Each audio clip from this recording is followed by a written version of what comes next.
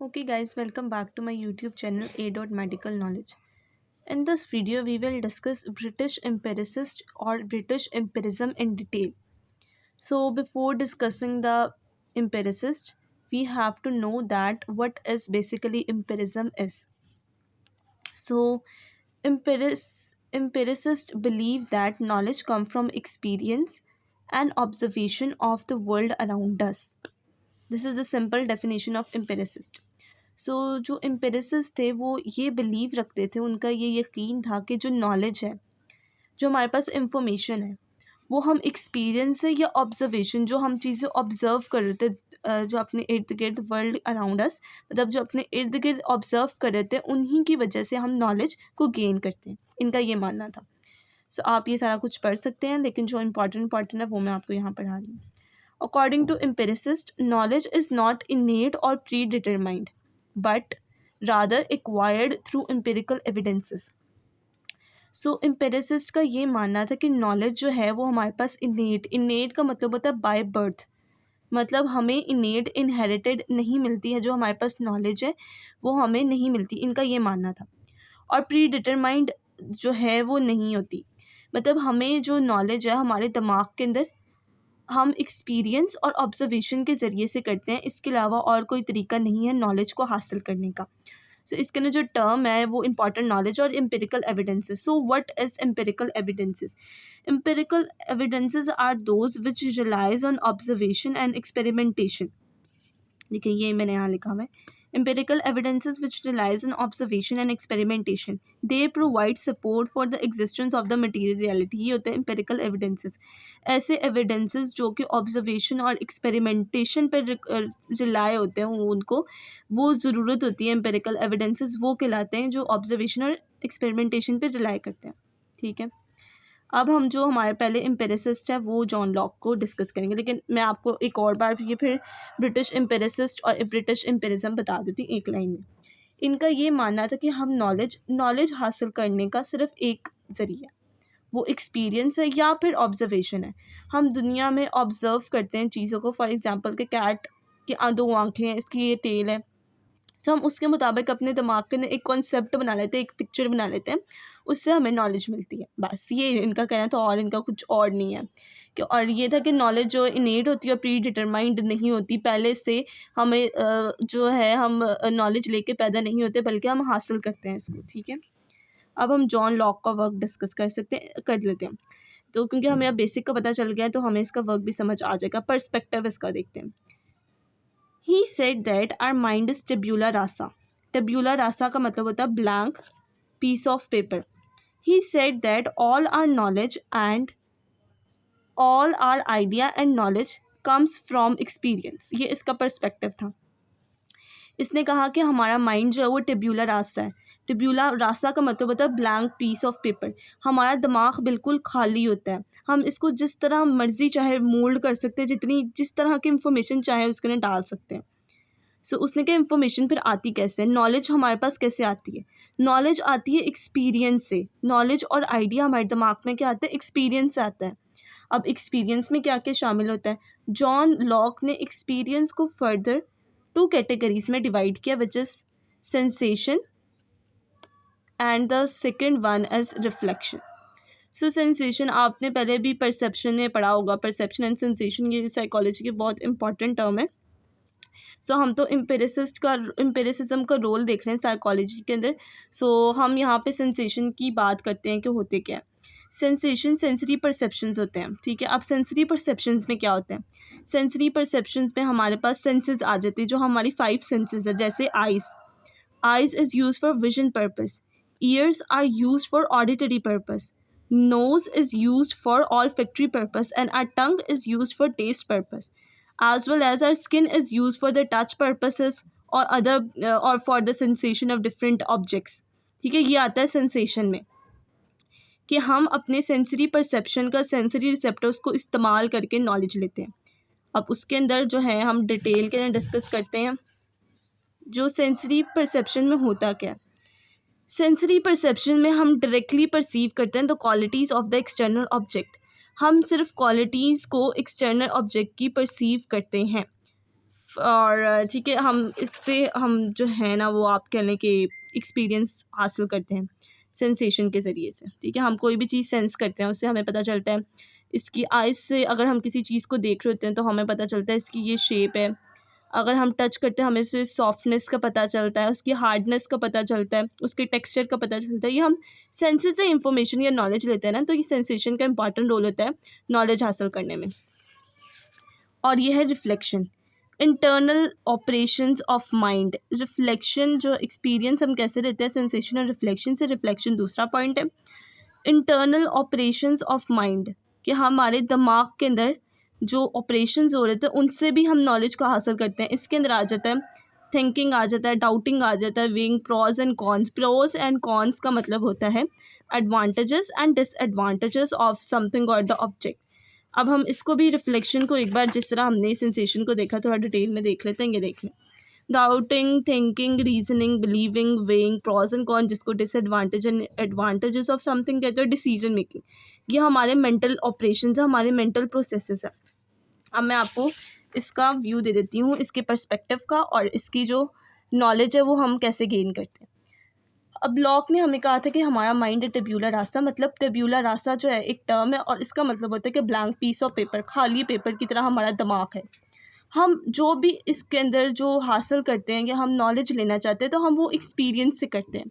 Experience को further इसने दो कैटेगरीज में डिवाइड किया, पहली सेंसेशन और दूसरा रिफ्लेक्शन। सेंसेशन के अंदर हमारे पास सेंसरी रिसेप्टर्स आ जाते हैं, जो आइज़ है, ईयर्स है, नोज़ है, टंग है। ये सेंसरी रिसेप्टर्स हमें हमारी मदद करते हैं कि हम qualities of the external objects को परसीव कर सकें, उनको समझ सकें। फिर आता है दूसरा रिफ्लेक्शन। रिफ्लेक्शन जो है हमारे इंटरनल ऑपरेशंस ऑफ माइंड होता है, जैसे thinking, doubting, weighing pros and con, decision making and problem solving. ये सारे रिफ्लेक्शंस होते हैं। हम जब किसी प्रॉब्लम को सॉल्व करते हैं तो हमारे दिमाग के अंदर वो चीज़ स्टोर हो जाती है। जैसे फॉर एग्जांपल मैथ्स का सम अगर हम कोई सॉल्व करते हैं, हमारी अगर हमसे कोई गलती हो जाती है तो अगर हम जब उसको करेक्ट करते हैं तो हमें पता होता है, हमारे वो जो माइंड के अंदर, मेमोरी के अंदर चले जाता है, तो वो हमारे पास नॉलेज बन जाती है, वो हमने एक्सपीरियंस से सीखी होती है। ये रिफ्लेक्शन के अंदर आप कह सकते हैं। अब सेंसेशन प्लस रिफ्लेक्शन, जो हमने नॉलेज ली एक्सपीरियंस से, सेंसेशन और रिफ्लेक्शन ये आइडिया की इक्वल होती है। ठीक है ना, ये जॉन लॉक का अभी तक हम काम पढ़ रहे हैं। अब idea which is further divided into simple and complex ideas. So simple ideas तो बहुत सिंपल है, कॉम्प्लेक्स भी बहुत सिंपल है, इसके अंदर कोई ऐसी बात नहीं है कि जो समझ ना आ सके। So simple ideas, all simple ideas come from sense perception. जैसा मैंने आपको पहले बताया कि जो हमारे पास सेंसरी रिसेप्टर्स हैं उनके ज़रिए से हमारे पास सिंपल आइडियाज़ आते हैं। अब अगर हम एग्जांपल में देखें तो ये फॉर एग्जांपल अब आप सारी परसीव करें कि ये आपके सामने स्नो है। अब स्नो को आप अपने सेंसरी रिसेप्टर के यूज़ करने से हम इंफॉर्मेशन गेन करना सीखते हैं कि हम किस तरह अपने सेंसरी रिसेप्टर्स को यूज़ करते हैं और उससे हमें इंफॉर्मेशन मिले। स्नो को जब आपने देखा, भी आपने सिर्फ उसको देख रहे हैं, तो आपको देखने से क्या पता चला कि it is white in colour. By eyes, by using the vision we have came to know that the snow is white in colour. ठीक है, और फिर उसके बाद अगर हम उसको अपना टच के ज़रिए, एक जो हमारे पास स्किन का जो रिसेप्टर उसके ज़रिए, अगर फॉर एग्जांपल हैंड्स ही ले लें, अगर हम ज़्यादा डिटेल में जाएँ तो हैंड्स के ज़रिए जब हम उसको टच करते हैं स्नो को, तो हमारे पास क्या आता है, it is cold in nature. और फिर क्या आता है, it is soft in texture. तो ये सारी हमारे पास सिंपल आइडियाज़ के अंदर आता है। ठीक है, कॉम्प्लेक्स आइडिया देख लेते हैं। Combination of several simple ideas is called complex ideas. के अंदर कोई बात कॉम्प्लेक्स नहीं। जस्टिस, अब जस्टिस जो है एक ब्रॉडर टर्म है, इसके अंदर हमारे पास और छोटी छोटी चीज़ें आती है। जैसे justice is subdivided into equity, मुसावात, बराबरी, मॉरल, फेयरनेस, इंसाफ होना चाहिए जस्टिस के अंदर। Moral principle, different moral principle आ जाते हैं, एथिकल प्रिंसिपल आ जाते हैं, तो ये एक ब्रॉडर टर्म है। और ये इक्विटी, ये एक सिंपल आइडिया आ जाता है। ठीक है, फेयरनेस एक सिंपल आइडिया आ जाता है, मॉरल प्रिंसिपल एक सिंपल आइडियाज़ में आ जाता है। तो ये सारे कम्बिनेशन हुए हैं, तो फिर हमारे पास जस्टिस बना है, जो कि एक कॉम्प्लेक्स आइडिया है। अब हम कॉम्प्लेक्स आइडियाज़ के बाद चलते हैं क्वालिटीज़ पे, जो कि प्राइमरी और सेकेंडरी, ये सबसे ज़्यादा इंपॉर्टेंट है इसके पूरे टॉपिक में। So primary and secondary quality, इसने प्राइमरी क्वालिटीज़ के बारे में कहा था कि प्राइमरी क्वालिटीज़ ऑब्जेक्ट्स की परमानेंट क्वालिटीज़ होती है, ये इनहेरिटेड होती है। ये दो बातें आपने याद रखनी है। ठीक है, यह क्या होती है, ऑब्जेक्ट की परमानेंट क्वालिटीज़ होती है और इनहेरिटेड होती है। इनहेरेंट क्वालिटीज़ भी इनको कहते हैं। क्योंकि ये परसीवर पे डिपेंड नहीं करती। ये फिक्स्ड, इनहेरेंट का मतलब होता है फिक्स्ड क्वालिटीज़, मतलब ये हम अगर ये हमारे पास सेम रहेगी। फॉर एग्ज़ाम्पल, अगर मैं एग्ज़ाम्पल देना चाहूँ आपको कि जब सॉलिडिटी, अगर आप किसी ऑब्जेक्ट की सॉलिडिटी, फॉर एग्ज़ाम्पल आइस है, आइस को जब आप फ्रीज़र में रख के देखते हैं तो एक उसका सॉलिड का टेक्सचर आता है कि वो हार्ड है। अब वो आपके लिए भी हार्ड है और मेरे लिए भी हार्ड है। इसका मतलब है कि ये परसीवर पे डिपेंड नहीं करती।